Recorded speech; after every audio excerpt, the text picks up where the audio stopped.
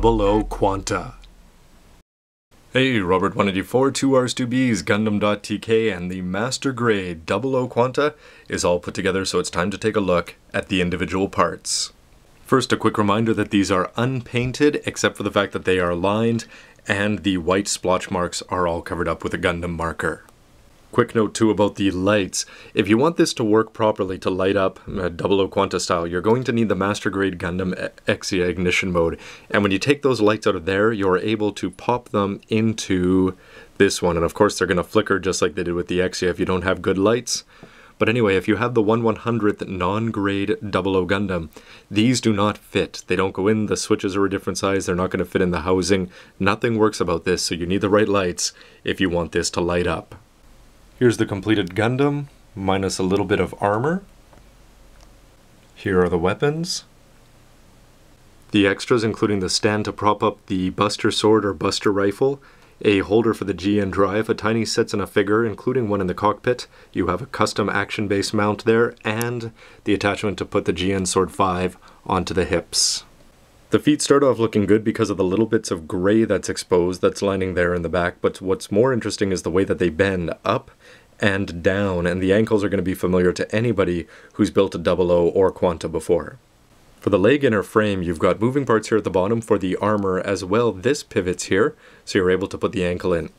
In terms of mobility, you'll notice that it bends down here and slides everything quite smoothly and all the way back there for almost more than a 180, which is very, very impressive. And then you have these extras where you're able to push in on this part here, and that dislodges this green part, which if you pop it up is really, really cool. And you're able to do that with this part as well. And what's neat about this is there's a green part on the inside that you put a seal on the inside and then seal that up with another green part that sits inside this lip here. So you've really got an all clear green part with a seal in between. By popping off the inside of the knee here, you're able to push in on this green part, which again pops this out. And you can see that this part just fits in. Make sure you're lining up all of the notches correctly when you put everything into place. Something else that I found helpful was when you're putting these green parts inside something, usually when you cut it off you use your modeler's knife to really shave it down, but if you shave it down too much then it's going to be too smooth and can pop out. So you might want to leave a little bit of roughage around the edge here so that when you put it in, it actually stays in place. Armored up, you can see that the ankle fits in there nicely. This front armor and back armor gets out of the way. This part bends up here, but you won't be able to pop this out without actually dislodging that, not to mention this green part here. And this blue part doesn't move. Again, this is not a clear part, but if you bend the leg, again, very impressive bend mechanism, and the hips look very solid up here at the top. Straightforward waist armor with just a single piece on the front that you're going to have to line yourself. You can see the top there where it's going to attach, and on the side parts there's no moving parts, but in the back there's a white part that covers up gray parts which exposes some inner frame underneath. As well, you can see here that this part is able to slide up and down to allow the hips to go into different places. The waist skirt also opens in the front and the back to allow the legs to move forward and back more freely. If you detach the lower part here of the side armor, you can reattach it on a lower hole, and when you do that you take this gray part here, plug it in, and then you're going to have a hip mount for the Sword 5. The custom action base attachment also, you'll notice that there's ridges there which fit into these slits here on either side. The asymmetrical shoulders look really good, although one is going to be hidden most of the time. I'm not such a big fan that they put the white and the blue this close together. On the high grade there's a little more separation, so the gray inner frame shows up more here, but you don't have to line that. They also have lines here. There's a big line in the middle that's not in the movie poster, although this little indent type thing is. Now, however you choose to line that is up to you. I put some gray on the white and black around the rest. But the inner frame of the arm is of course not as complex as the legs, so good solid shoulders, you'll be able to rotate that around and pivot of course. This yellow-white part, if you don't do that, it's just a very skinny peg there. But it also has the ability to pop out these condensers similar to the legs. And it's done in the same way as one where you push it on this gray cap and then this pops out. And if you push that back down, you see that that gets flush. But for this one, again, you're going to have to pop off this white part and the gray part underneath, so you might need your modeler's knife. And when you do that, you're able to push this up and have everything pop out. And then you can just push everything down into position. As well, the manipulators are able to bend this much, including up and down this way, and pivot, of course, and you have a trigger finger, 3-finger split. If you've seen the Master Grade Exia review, you'll notice the insides of this is quite well put together.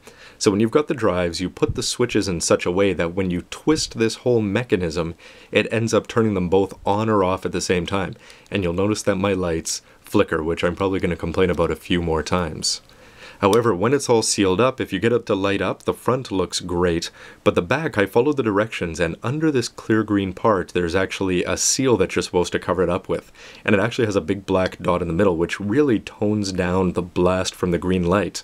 Now, I don't know why you'd want to do that, because when you put this through the shield, it has to go through even more lenses, which is just going to make it even more diffuse, so I'm going to end up taking that sticker off, so that's something you can choose to do or ignore as you please.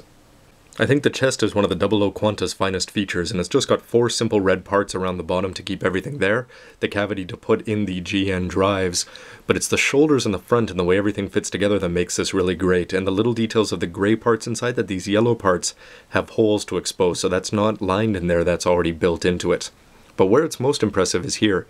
If you look at the top, you're able to bend this shoulder slightly back, but if you bring it forward, you'll notice that the whole shoulder pops out. And so you can have this popped out in the arm forward, but you're also able to bring it that far open. And that's getting into perfect grade kind of technology, which is always impressive to see. For the lower chest, the mobility consists of it sliding back and forth here.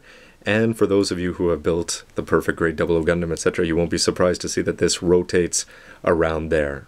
You can also open up the chest here, and it's quite an interesting swing mechanism for this blue part here as everything gets out of the way. The gray door down, you can see a very tiny Setsuna Seiei in there, and that is one of the cooler cockpit hatch mechanisms I've ever seen.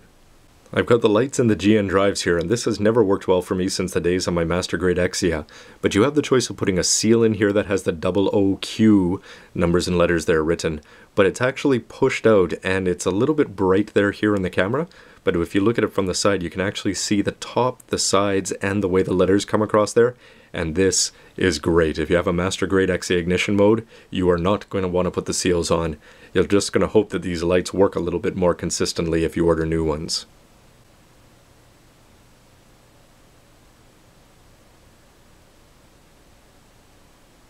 Lots of interesting parts so far, so it looks like this part is going to go a little bit long, but stay tuned for the rest. And as always, stay tuned for lots more reviews. As always, gundam.tk. Thanks for watching.